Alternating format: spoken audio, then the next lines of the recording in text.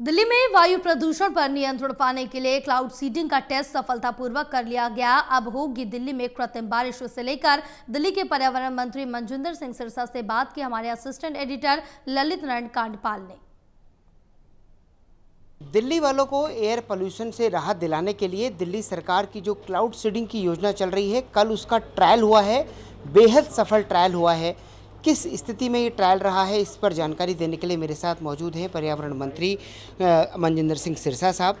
Sir, कल बुराड़ी में आप लोगों ने ये टेस्टिंग की है, कैसे नतीजे निकल कर सामने आए? देखिए, सबसे पहले नतीजे से पहले ये जरूरी था कि पता चले कि क्लाउड सीडिंग क्या दिल्ली में फिजिबल हो पाएगी, क्या प्लेन की सारी परमिशंस मिल पाएंगी।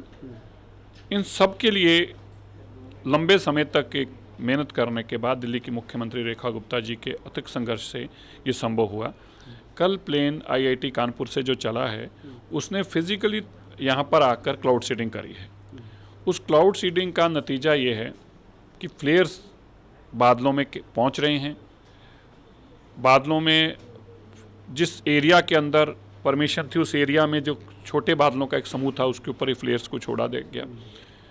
ये जानकारी लेने के लिए कि अब अगर दिल्ली के बजाय अगर कानपुर से, दिल्ली का मौसम ठीक नहीं है, फ्लाई कहाँ से करना, ये सारी चीज़ें जो हैं साइंटिफिक जानकारियाँ ली गई।